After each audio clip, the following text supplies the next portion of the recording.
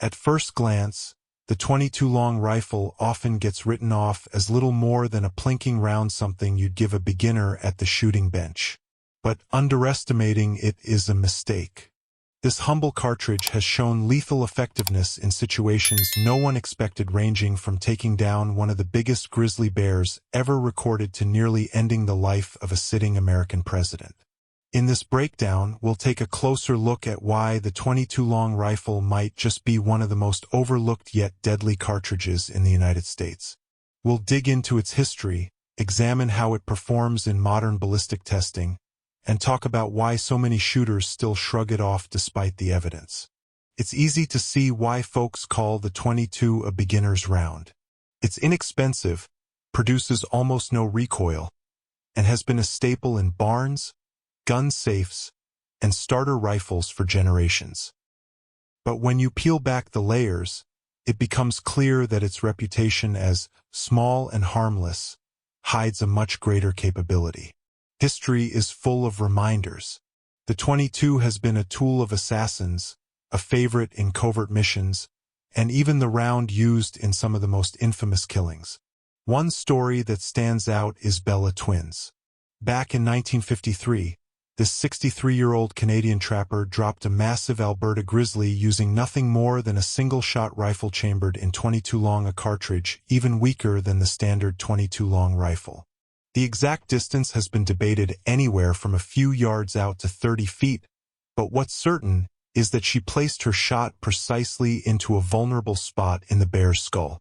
The animal went down immediately, and Bella reloaded multiple times to make sure the job was finished. That wasn't luck, it was a lifetime of experience, careful aim, and knowing anatomy better than most hunters. Her success drives home an important point.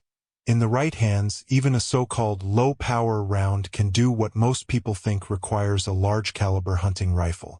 And Bella's experience is far from the only proof. Another sobering case is the death of Trooper Mark Coates. During a roadside stop, Coates faced off with an armed suspect. Coates carried a .357 Magnum revolver, a caliber respected by nearly every defensive shooter. He landed 4 center-mass hits, yet the suspect lived. Coates, on the other hand, was struck by a single .22 long rifle round that slipped through an opening in his body armor, and he didn't survive.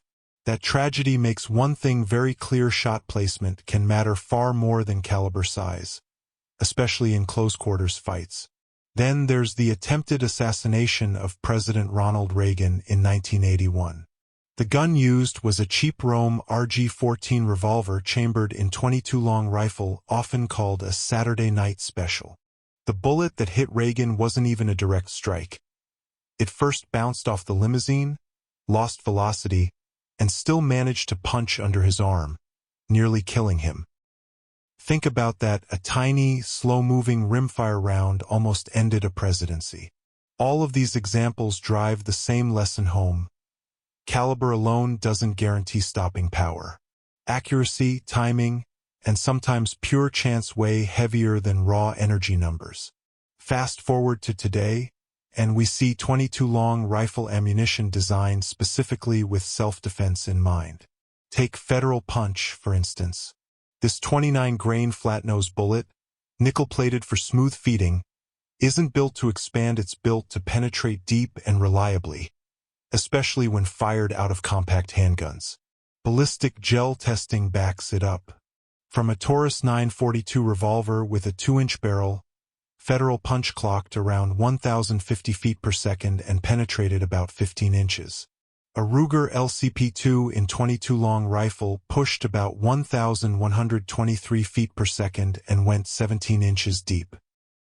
The SIG P322 with its 4-inch barrel stretched that to 18 inches, while the Ruger Mark IV punched over 21 inches into gel. In every test, feeding was flawless, there was no fragmentation, and bullet weight stayed intact, all critical details for real-world defensive use. And while the .22 doesn't mushroom like centerfire hollow points, the Federal Punch still carves a temporary wound cavity nearly 2.5 inches wide in the early stretch of gel travel. Even when fired through multiple layers of heavy cloth, it gave up less than an inch of penetration. Now let's dig into some hard numbers. According to reports from the Bureau of Alcohol, Tobacco, Firearms, and Explosives, the .22 long rifle shows up as the third most frequently recovered caliber in criminal cases across the United States, trailing only the 9mm and the .40 Smith & Wesson. That might surprise some folks, but when you think about it, it adds up. Criminals are not concerned with ballistic charts. They want something inexpensive, easy to conceal, and still fully capable of lethal force. The .22 checks all those boxes. This isn't just an American trend either. Even in places with very restrictive firearm laws like New Zealand or Australia, the .22 long rifle shows up time and again in crime reports. Its availability and small profile make it a natural choice for unlawful use, and for those who want to stay discreet. Another reason for its popularity is how well it works with sound suppressors. Many loads of .22 long rifle stay subsonic when fired from compact barrels, meaning that once you add a suppressor, the shot becomes impressively quiet. In fact, with certain suppressed pistols, the loudest part of the shot can be the bullet striking the target itself. History even records professional killers favoring .22s for up-close work, because the firearm could be pressed directly into the target's body and still cycle reliably, something many recoil-operated centerfire pistols struggle to do when pushed out of battery.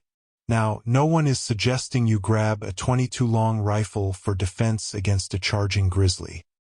But the story of Bella Twin, who took down the largest grizzly bear ever recorded with a humble .22, proves one thing. In skilled hands, even a so-called low-powered cartridge can have devastating results. From a practical standpoint, this is important. For shooters who deal with recoil sensitivity, or for seniors and folks with physical limitations, the .22 long rifle represents a very realistic and manageable defensive option. A .22 that you actually carry is worth far more than a heavier pistol you leave at home or can't shoot effectively.